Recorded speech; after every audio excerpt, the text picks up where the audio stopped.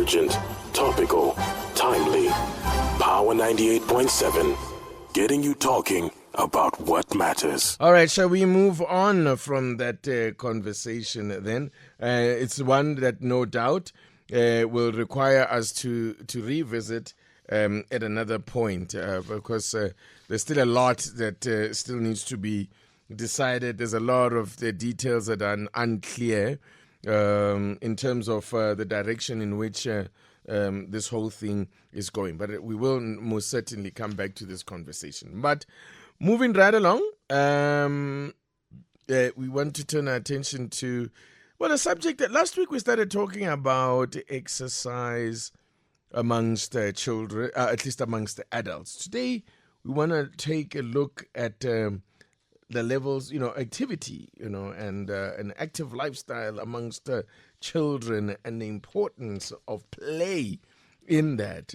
That's what I would like us, that's where we are going to be turning our attention to right now, because this year UNICEF South Africa is amplifying the critical role of play and positive parenting in child development through two linked campaigns running from May to September 25th. The initiatives aim to reach caregivers in rural and low-income areas where access to early learning resources remains a challenge.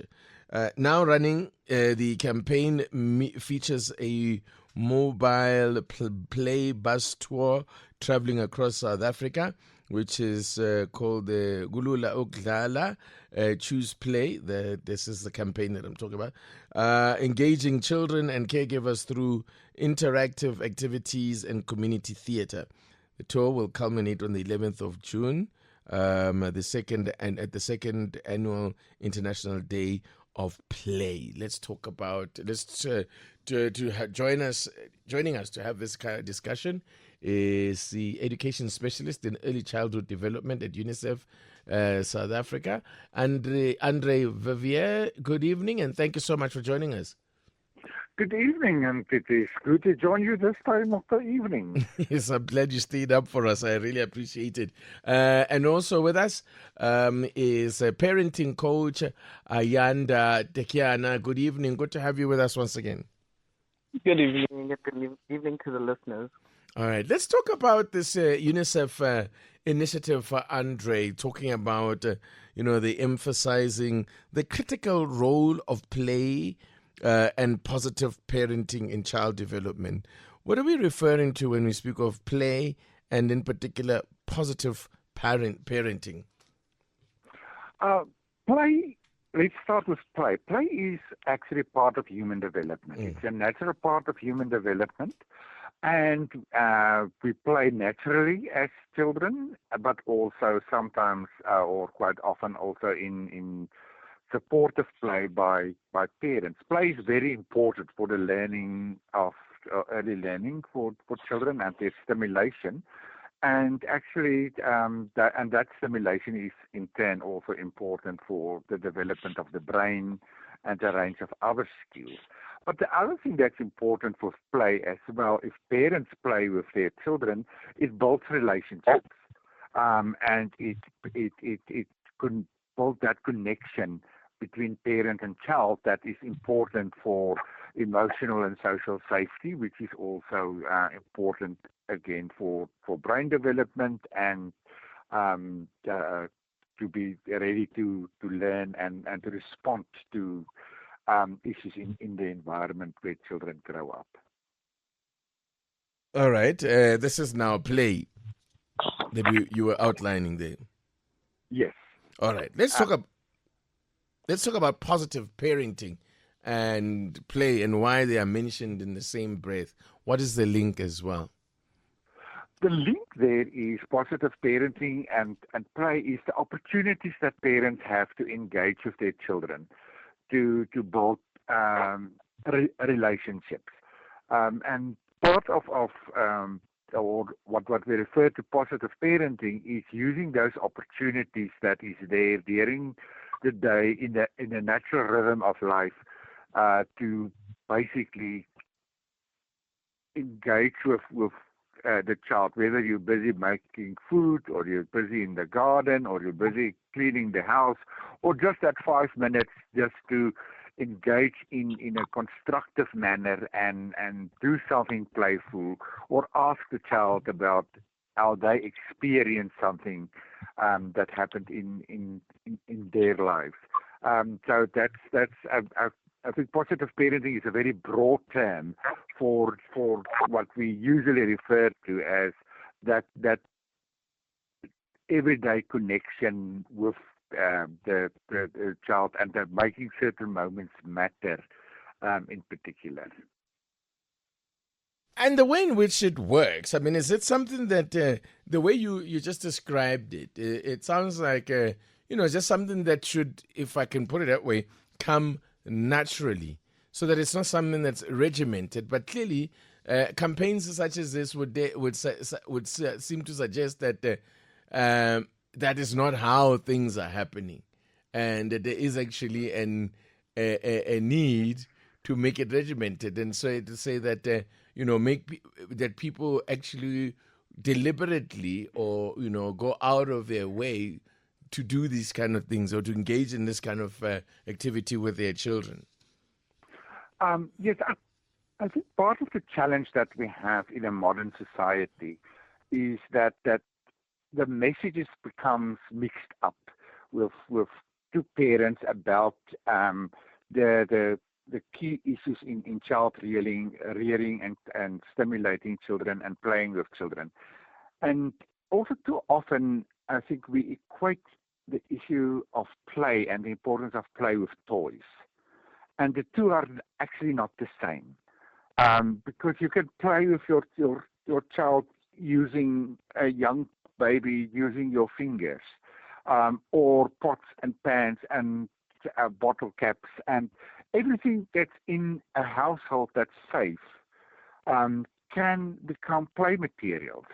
It is something that is there and readily there. And I think too often we construct what we tell parents or especially through the media to say, if you want your child to do A, B, C, and D or become something, you need to have this kind of toy or that kind of toy. And our whole Power of Play campaign and the Play Bus is actually to reach out to parents and to show them that for just using 5 minutes, you can actually play drums with your child on empty pots or tins or anything that's available around you, using nature to play and understand things and make meaning of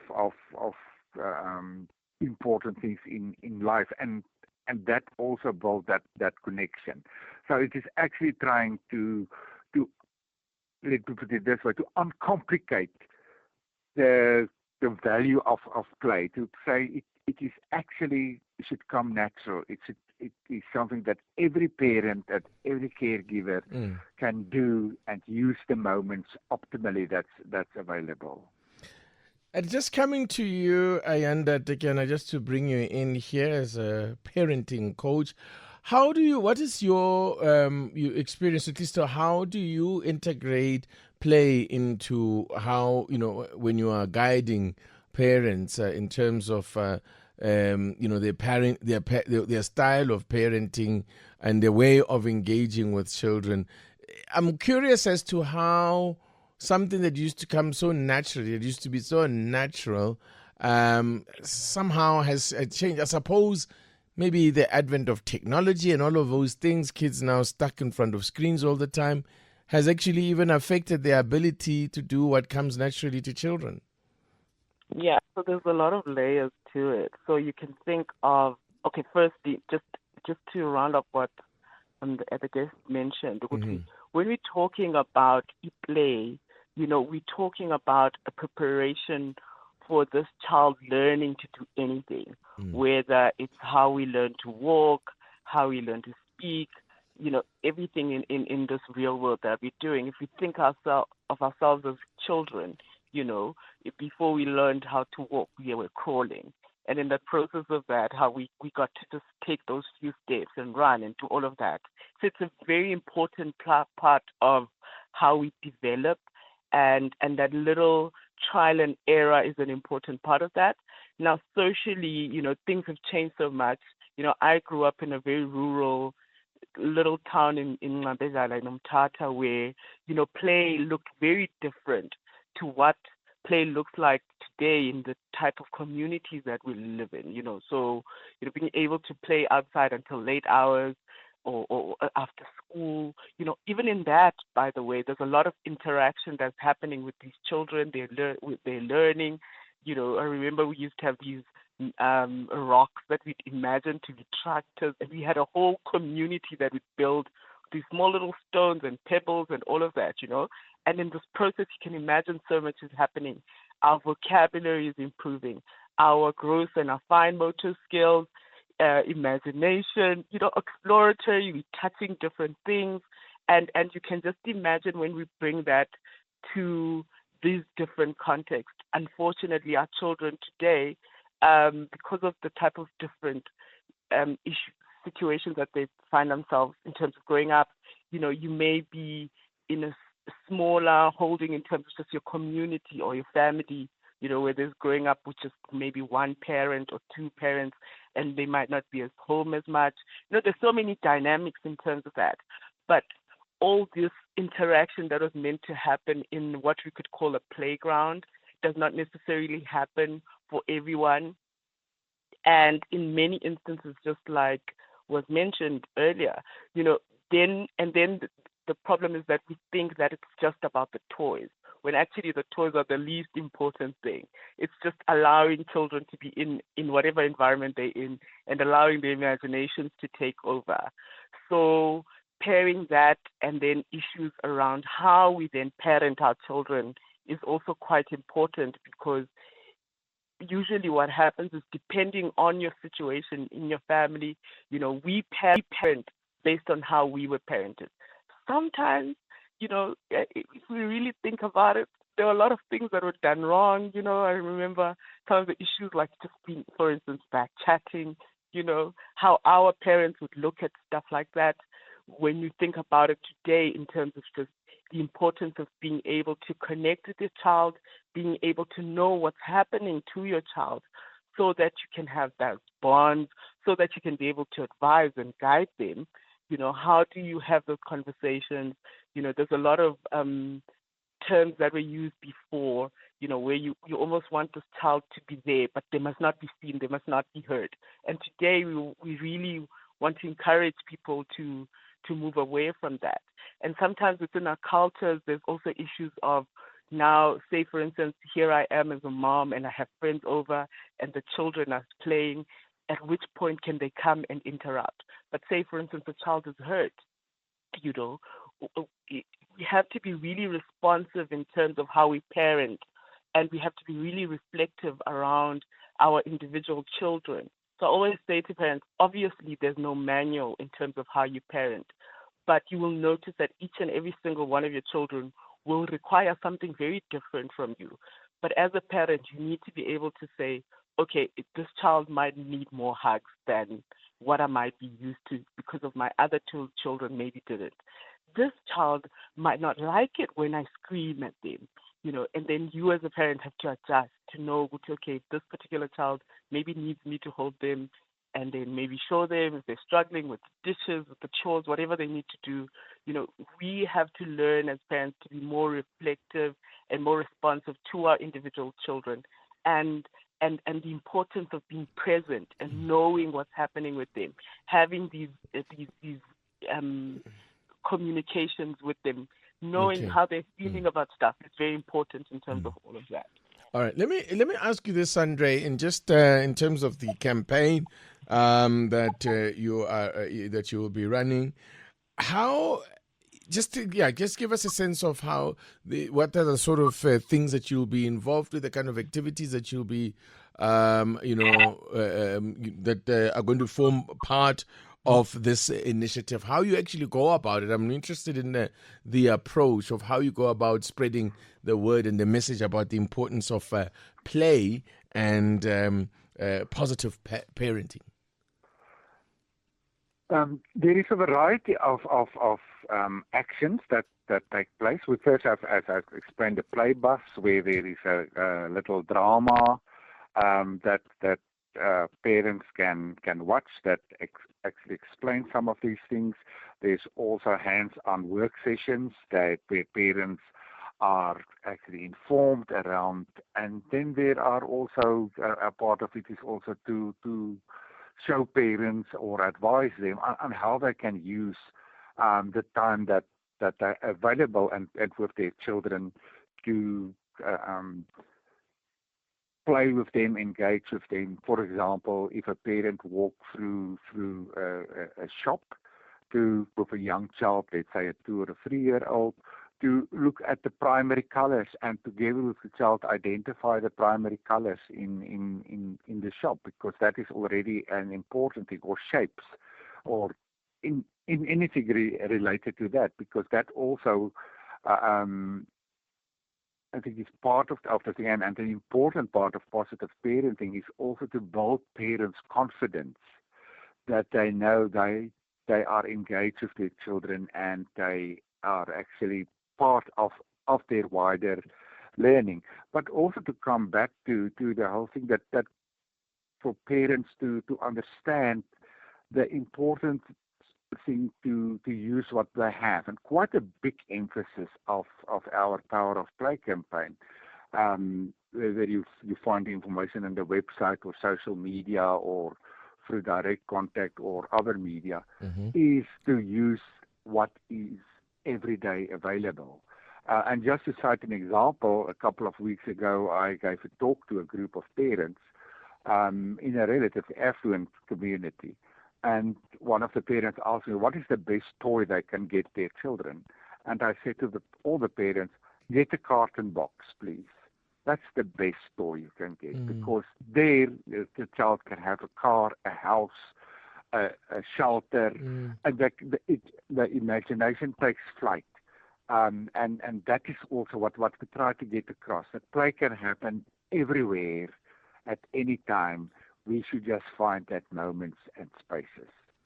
And Ayanda Takiana, from your point of view, do parents actually also, are you seeing an increase in the phenomenon where, actually you touched on it, you mentioned that a lot of people think that play has to involve toys.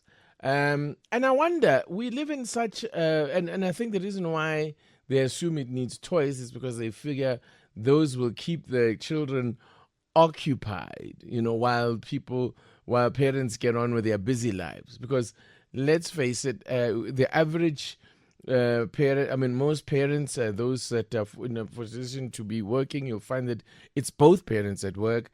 When they come home, they're usually tired. There isn't a lot of time, maybe an hour or an hour and a half, that they have to spend with their family and their children and all of that.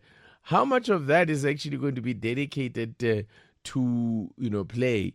And is there even, should there be a measure where what is normal? And maybe, Andre, you'll also weigh in on this one.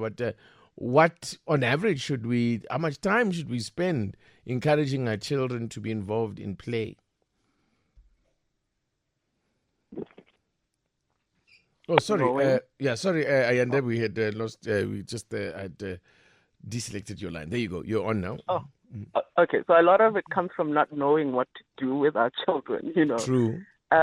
Being able to roll up your sleeve and just sit on the floor on the same level with our children and do things that, all seem silly. Sometimes to us seems like it's such a, but actually it's so relaxing. There's a lot of bonding that happens. So in a lot of the work that I do, so one of the biggest projects that I've worked on is a project where I work with dads in the picture. And as a parent coach, I'd work with the dads just to teach them to say, not to just come home and open your newspaper, but what do you do? How do you play with your children? To fold those little paper planes and do a competition as to whose paper plane goes furthest. Just finding things to do that has absolutely nothing to do with actually requiring some type of toy. And the imagination obviously is enhanced with the language as they try to express themselves. The bonding happens there, which is very important.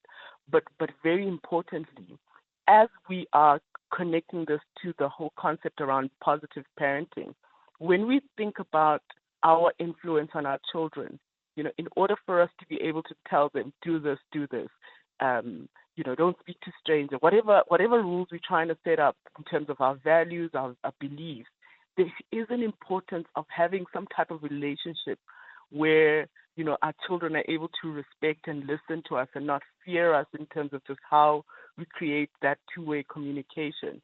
So having these little moments, trying to understand who your child is as an individual by spending time with them in this way is so important. And I always say to my parents, the reality is we don't always have the time and the luxury to always be home. But something as simple as just allowing like 15 to 20 minutes, even a week, it doesn't have to be every day. I think it would be impossible for a lot of people to do that every week with individual child though. So if you have 3 children, know that maybe the Monday is for the other child, the oldest child, the younger child, and everyone just knows that this is their time with dad or this is their time with mom. And you as a parent try to be really consistent in trying to make sure that every other week you're doing this with them. But the child actually knows that this is my time with my dad, this is my time with my mom, and then allow them to kind of lead in terms of what you do, because this is meant to be fun. Not everything has to have some great objective or bigger plan, And through that time, you really get to meet this beautiful young child that you have, and you get to understand how they think. It guides you in terms of how to teach and how to just guide them further in terms of the different life challenges that they'll encounter, Even historically, in terms of just before toys were a thing, playing was something that we did as a part of how we learned to say, okay, this is how we do things. We would watch our mothers do the ironing. We would practice it on the floor, using these pebbles and rocks and all of these things. Boys as well that play with their little sticks as they watch the men play, and in the way that they bonded. So I always say that it's very important not to think of it as it's about what you buy and how much it costs, but more about aligning with your child's interest and always encouraging that curiosity and challenging them. You could be driving to some destination and you could say something as, every time you spot a white car, say a certain word, and you could count in different languages as well. There's so many things you have to do. Yeah. But the challenge is, as parents, can we step out of our adult brains and just have fun with our children? And hopefully that will also be done by both parents and Fifias, because I find that it's something that is somehow in some people's minds, that's the role of the mother. When it comes to playing with the kids, the mother. Even if the father will occasionally show up, but for the most part, let the mom take charge. Or does it depend on the age of the children? And when we're talking play here, maybe that's something that I should have mentioned at the beginning. At what levels are we talking about? I know we're talking early childhood development, but surely play is something that we do even into adulthood. So where are we placing the emphasis here? If we just look at play and let's start with the young children. And I think we need to give credit to parents. I think we should not assume that parents do not engage enough and play enough with their children. I think what often do happen is that parents do not realize always what they are doing is actually stimulating and important interaction and play activities with their children. And part of that is also for parents just to understand, and I think parents are instinctively able to do that, to follow the cue of the child. Because children will give you a cue on what they are interested in the moment and where they want to connect. I think in many circumstances there are, for example, where there is opportunity for mothers to play more with children and engage more than fathers.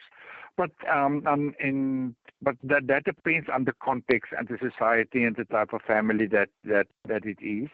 And fathers do play an important role, and we need to encourage that in particular. But as children grow older, play change, and play takes on different forms.